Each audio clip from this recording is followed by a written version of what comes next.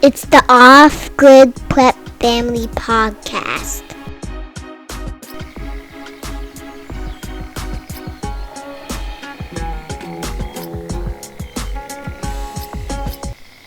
Hey everybody, it's episode 15. Water everywhere. We know about water. We do. Off-grid, prepping, it's all about water. If you don't have water, you're dead. Yeah. All that freeze-dried food you have, it's not very useful without water. Everything. Cleaning. If you don't have a bath for a few days, you're like, you're done. It's pretty skeezy. You're falling into a pretty quick abyss. Yeah, you're going to get that green foot thing. Mm-hmm. Ooh, nobody wants a green foot. Swamp ass. Yeah. It's more than just a liter per person per day. Yes. I would say it's probably more like 150 liters per person per day. It's more than you... It's just like food storage. It's more than you think. It's more than you would think. And then add more. And then make sure you have the ability to make more yourself. Because you just physically can't store enough. And then when you're done, add more. So water. How's water going today at our house? In the really off-grid good. house? We had a great rainstorm last night. Mm-hmm. I'm going to say we had 2 hours of rain. Yeah. Really good rain. On and off, but really good rain, but only for a couple of hours. And our tanks were down to half. Mm-hmm. And when I got up this morning and I looked at them, they were well above 3/4. Awesome. Yeah. So that's it doesn't take much. We float between half and 3/4 most of the year. We do. Yeah. And that's where you want to be. Because nobody wants to be out of water. And you certainly don't want to get to the place where you're having to call the water truck. Haven't done that this year. We haven't. No. We had a really dry year the last couple of years. Mm-hmm. A really dry spring, actually, which was odd. And we had to call the water truck to come fill our pool. But we also had a dry spring this year. But we had enough water. This was the first year we had the second wing. So we more than doubled our water storage. We and did. That was enough.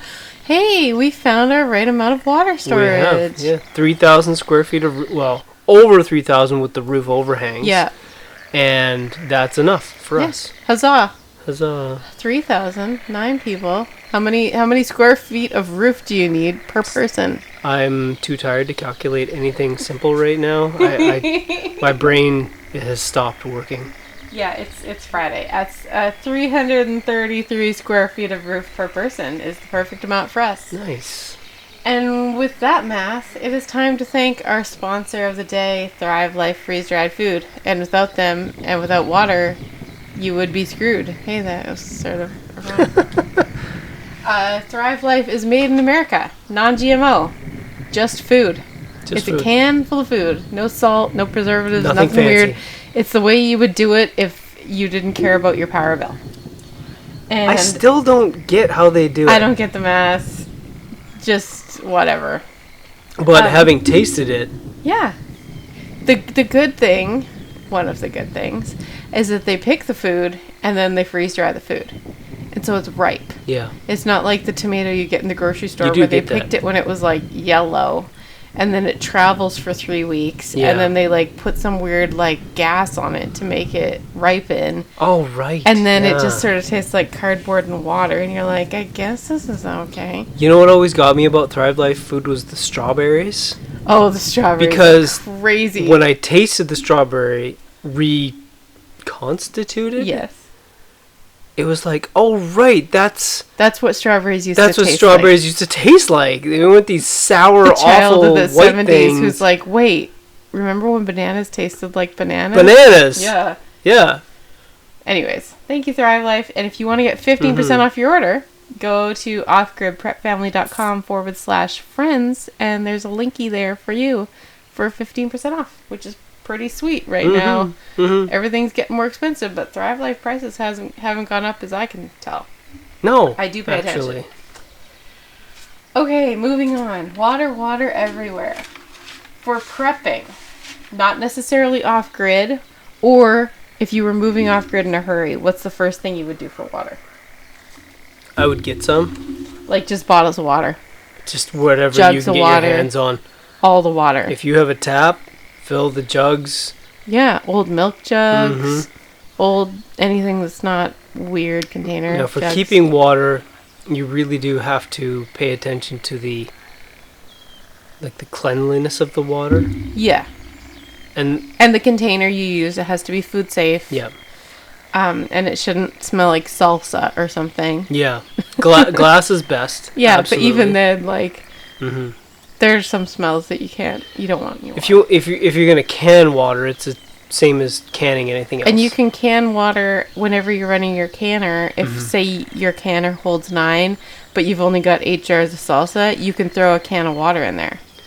But really, the principle we follow that we had forgotten over the years is the sun still comes up every day. Yeah. And the rain still comes from the sky. It's just like you're never going to store enough food. You're never going to store enough water. You need to find a way to make the water.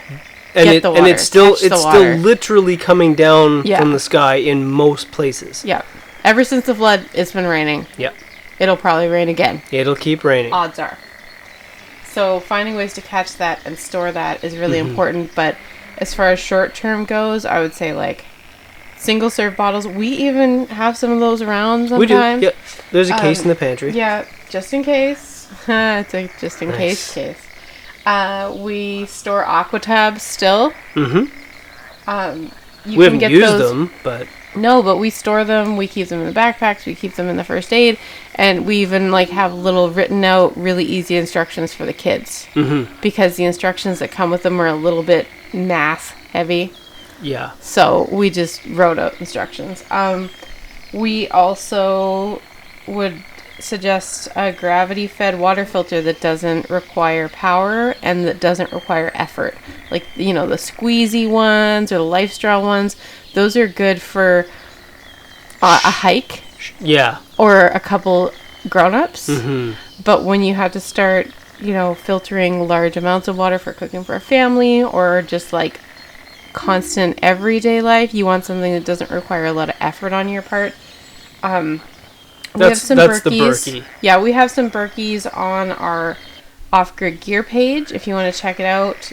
We have the 8, the one that holds 8. The But you Royal. know, it's bigger than the Royal. It's really big, It's but a we big have one. a lot of kids. Yeah. But you can start with a couple filters and just add more. Mm-hmm. There are plugs that you don't have to like buy 8 filters all at once because that would be really expensive, especially right now. They're really expensive right now, and They've doubled. I maybe shouldn't say this. Oh, they've only doubled? Yeah. Oh, what a deal. Yeah. But we have bought the off-brand Berkey filters from Amazon, and as far as I can tell, even with the red dye test, they're the same.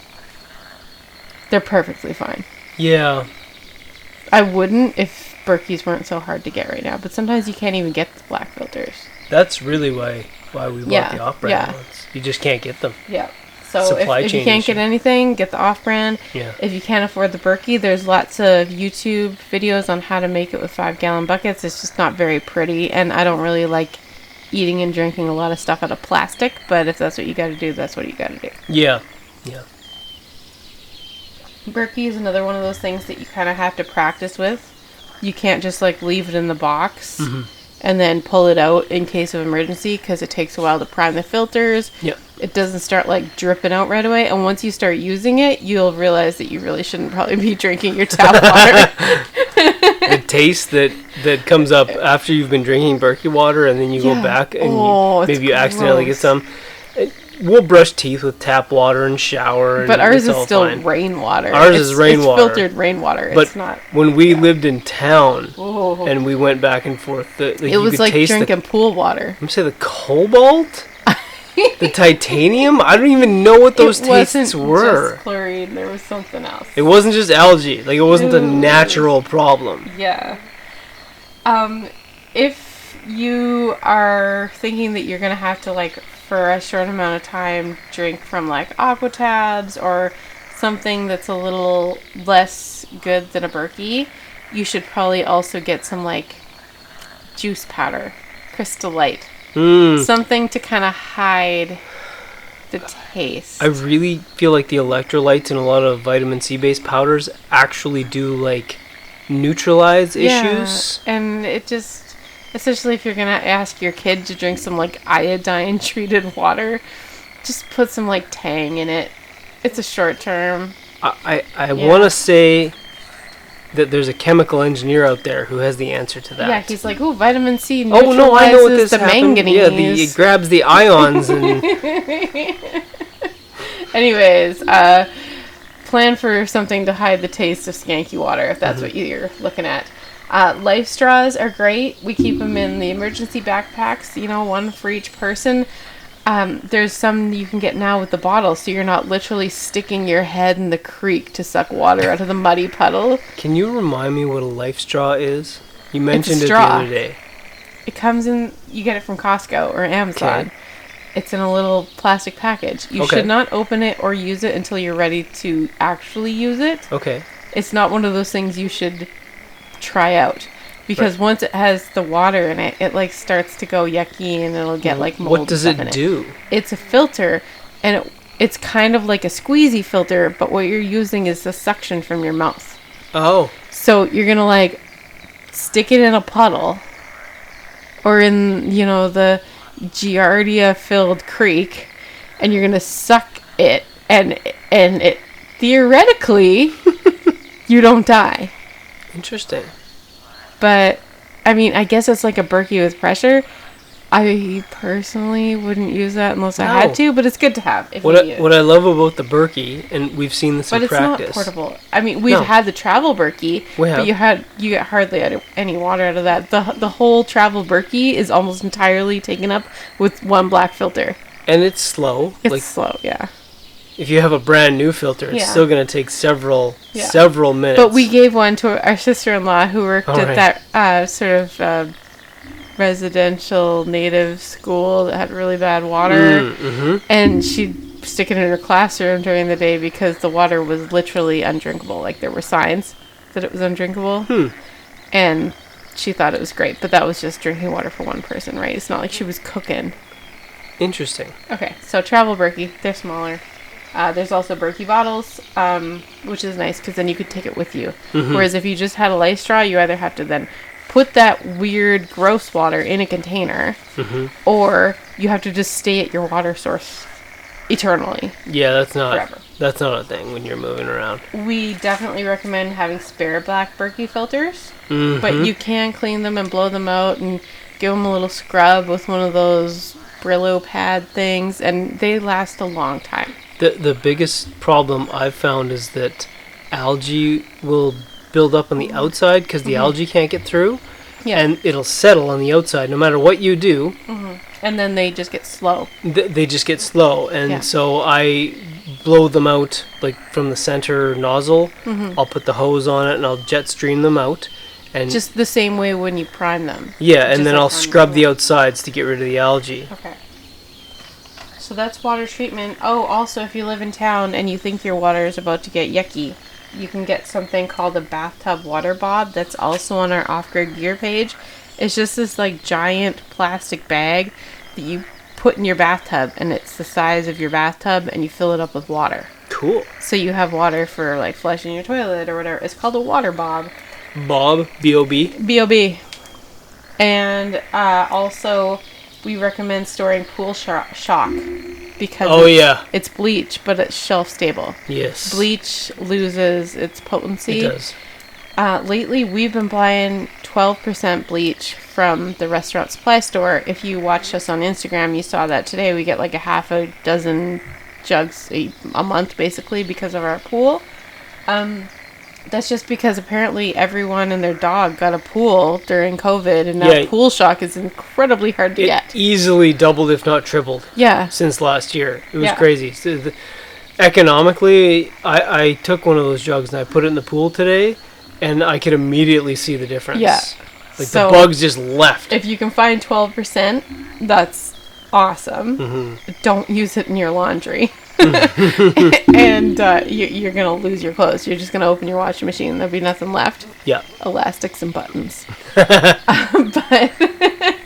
if you can get pool shock at a reasonable price, get that because it doesn't go bad. It doesn't lose its potency. Yeah. So now that we've talked about sort of short term water and bugging out off-grid prepping water sort of thing, how do you have a never-ending supply of water? Well, that comes from the sky. It comes from Jesus. And so it rains. It might, I don't know. It falls on your roof. And if you're allowed to harvest it because you don't live in a crazy bureaucratic hellhole, then you should catch it. And if you do, then you should move. So if you live in a dry climate and it doesn't rain, you have to drill a well. There's no way of getting around it. You have to find water. And if you're somewhere that doesn't rain, it's probably going to be a very deep well. Yeah. Now you get lots of sun, so you have the advantage of having enough power to operate a large well at a very deep hole. Okay. So if you don't live in a super arid climate and you have rainwater, it's just a matter of figuring out how much rain do I get, how many tanks do I need, and it's just experimentation. Yeah. You can check the forecasts, but as we've learned, the forecasts are almost always lying. They're either outdated or they're just plain old wrong. They intentionally shave the peaks. Okay, have you ever noticed how the news is propaganda and it's almost never correct? Yeah, so's the forecast. Apparently, the weather is also like that once you start really paying attention. We've had a kind of a not homemade. I have a computer, a PLC. It's a brain that watches the weather, and I have analog industrial sensors. Really hardcore stuff that I don't talk about. So we monitor the temperature and the humidity and what's happening and the pressure, and we know exactly what's happening outside, and it is never what they say is happening. The cold drops are always 8 to 10 degrees less. So we see that it's minus 30, and the weather always says minus 20. Yeah. We see that it's plus 38, and the weather always says plus 28. Yeah. Always. 100% of the time. It's just like they're the news. shaving the they're peaks. Saying, no, everything's fine. There's nothing to see here. You're okay. It's messed up. Yeah. Like the weather? You're hacking the weather? Don't do that. I just want to know what it is. I expect to be lied to about the news, but the weather? But... Is the sports the only real thing left? No, sports don't get me started on that. You can run and lift and be a badass, but the moment you're in a sports team, you're either part of the machine or you're an idiot. Yeah. Anywho. Going on. Getting back to water. The water falls on your roof. If you just find a way to catch it. Yeah. I ended up using ABS, like drain line pipe, because I started with traditional eaves troughing, and it shattered. The moment it fills with ice, I need my water. Most people don't think about this in the winter, but I need that melt. Like as soon as it starts to melt, we need that in our tanks. Yeah. And but if it's a traditional eaves trough, it's too thin. Whether it's aluminium or what's that white vinyl? Vinyl, yeah. It shatters the moment. I would love to get some of that copper half round. Wouldn't that be great? You know, I would too, but that's an interesting point. So here's what we have to do. When the roof melts in the winter... This is something that 99% of people aren't going to have to deal with. Yeah, but if they want to know how to harvest rainwater, they need to know these things. Yeah, but they don't. Most people don't live somewhere very cold. But if you live somewhere very cold, this is what you have to do when it's been minus 30 for weeks and weeks. We don't live in a really cold place, like the entire center of North America. We don't. It's not that cold. This is not Manitoba. You're talking like North Dakota, northern Quebec. It's cold. like Boston cold. We are lucky enough to get melt. Yeah. Even in January, if that sun comes out, and it's even close to minus 10, we will get dripping. And before we had the second wing, that was essential. However, ice will build up in the eaves troughs. So what we learned the first year was all conventional eaves troughing was not, it didn't work for us. No, it's just meant to hold the ice. It is exactly. It just holds the ice, and then when it thaws, it goes down through your spout. Yeah. So what we had to do was reconfigure the whole thing, and we ended up using ABS plumbing drain lines, like toilet drain line, the black stuff, because you can hammer the heck out of that. And the worst thing I've seen is you dent it. Like just like a teeny little scuff. It's amazing stuff.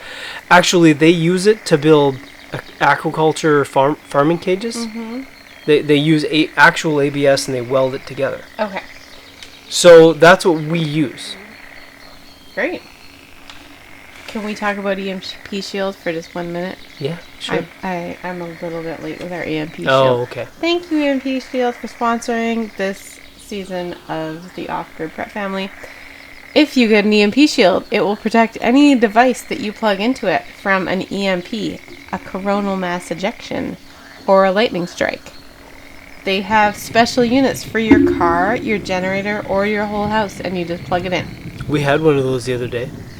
A lightning strike? I don't know. I'm guessing a coronal mass ejection. We had something. We lost our inverter. Yeah, we lost one of our pressure pumps. The pump died. Yeah. The car suddenly had a dead battery. Right. The old, not our normal everyday car. The car with a new battery in it. Brand new battery. Everything fried. Everything. It just the battery was just dead. That was weird. It was we weird. Had like 8 I know. I'm forgetting. Something like, else happened too. It was within a week. And yeah. What was the other thing? It was. But it was all within. I was probably within a day. It's just we didn't start that car up right away. That's right. Anyways, if we'd have had an EMP shield on the old car, we probably would have been fine. And if you use code OGPF, like Off-Grid Prep Family, you can get $50 off each unit, which is pretty great because they're not really all that expensive when you think about the cost of having to replace an inverter. Or a freezer full of Or a freezer full of meat. Yeah. Thank you, EMP shield. So the rain comes off your roof. When it melts in the winter, the rain still comes off your roof in a different, more aggressive manner. Yeah. And then it goes in your tanks, and then what? Well, the other cool part about using black ABS for the eaves troughs is it's robust. It's black, so it absorbs the heat. It heats up. So when that sun comes out, it starts dripping into the tanks faster than any conventional eaves It does drip into our tanks when it's still very, very cold. I would love copper eaves troughs. Yeah. But from a functional standpoint, It's hard to beat. even if I had the extra money to spend on copper eaves troughs, Yeah. I just couldn't justify it. Yeah. From a prepping, like a really Purely practical standpoint. practical standpoint. So it goes in the tanks. What are the tanks made out of? The tanks, we use the food grade totes. You see them everywhere. They're everywhere. They're those white, like They come in like a metal polyvinyl- cage. They come in a metal cage. And you have to be careful. Don't get it with something that you wouldn't want to drink out of. Yeah, don't get it in with some kind of caustic Weird chemical oil that or doesn't. something strange. I would think the weird oil would be the worst. Probably. Or some kind of detergent. You wouldn't be able to get it out. They're everywhere. But they use them for everything. They do. Yeah. Yeah. Well, they're the same size as a pallet, right? So they're meant to, and you can stack them. I've seen pictures of them stacked a dozen. Right. We don't stack high. ours. We just have them in a room, and then on top of it, we've got some plywood, and then that's where we store like extra jars and. It's the water room. It's the water room, and we have a north water room and a south water room, and that's just where we store our extra stuff. Surprisingly low maintenance, the system. When we put it in, I thought, I'm going to have to pump the sediment out every so often. It's fine. I haven't yet. Yeah, it's been It's 5 been years. And years. it's fine so far. Every once in a while, especially when the tanks get low, I'll have a peek inside. Yeah. There's a shockingly low amount of sediment. A little bit of sand. Maybe the Berkey catches it? I don't know. Maybe. And so for drinking, and like if you're going to like cook pasta or potatoes or something, I use Berkey water. I really feel like But for everything else, I don't worry about it. Like even teeth brushing and stuff, I don't worry about it at all. You don't taste it, you don't smell it. I really feel like we take extra precautions just in case. Like I feel like It's because we have little kids. We are. We're far too vigilant, and I'm not going to stop. I'm going to be super vigilant about my water quality. Yeah. But we probably could drink it. I would feel more comfortable drinking the rainwater off our roof than I would a well water with the amount of glyphosates and ridiculous other things our neighbors spray on the ground. Yeah. That was a previous episode. Remember when we pumped water from the creek? Oh. Not a deep creek. This is a runoff creek. That's bad stuff. And I do you remember on that Simpsons movie where the lake goes with his little skull? Three-eyed fish, classic. Yes, that's what happens. It does. Yeah. It's bad stuff. So how much water storage do you need in a reasonably moderate climate? We have 9 totes for 9 people. We do. So that's some easy math. Yeah. And that's for like those a are 250 gallon totes. Mm-hmm. So let's do that. Oh, can we call it 250 gallons per person? Yeah, pretty much. There's no math involved there. Yeah. And that's for laundry and that seems to give pretty us excessive. If we don't get any rain for 2 months, then we have to start thinking are we going to call the water truck or are we going to just not do laundry? So those are the hard numbers. We got a 3,000 square foot roof, one 250 gallon tank per person. And that sounds ridiculous, but we purposefully made a large footprint. Yes. Because land is cheap. Land is cheap. At least, unwanted land. Unwanted land. Full of trees. Here I am growing grapevines. Yeah. And people Who doesn't want this land? I don't know. It's obscene. Uncleared land is cheap. Yeah. And roof space is precious because it gives you water. Yeah. And roofs are made out of steel now. And the steel is cheap because we have a good steel guy, so you got to find those local guys. There's lots of them who make the steel roof. The first wing, I really had to search for steel roofing. Yeah. But the second wing, I had a choice of 3. Yeah. They were comparable. Yeah. So things are getting easier to find. There's a lot more guys out there. And remember, Canada sucks. So in the States, I'm assuming you have a lot more options. Yeah. Okay, I think that's about all we have to say about water. If you have questions, please add. If the fastest place to get us is probably Instagram. You know what? It's funny. We have so much content. I didn't talk about the pumping system at all. We're going to have to save that for later. But that's going to have to be tomorrow because we're out of time. Message us on Instagram if you have water questions. And tomorrow we'll talk all about pumps and how to not use all your solar power on your pumps. Thank you to our Patreon family for helping us get the show out. And if you want to check out patreon.com/off-grid prep family, you can see the cute merch and extra little bonuses the Patreons get. And if you share this podcast with a friend, we would really love that. Maybe somebody you know would find it useful. Thanks. Today's quote is from Mae West. You only live once, but if you do it right, once is enough. That's good. Yeah. Okay. Thanks, everybody. See you tomorrow.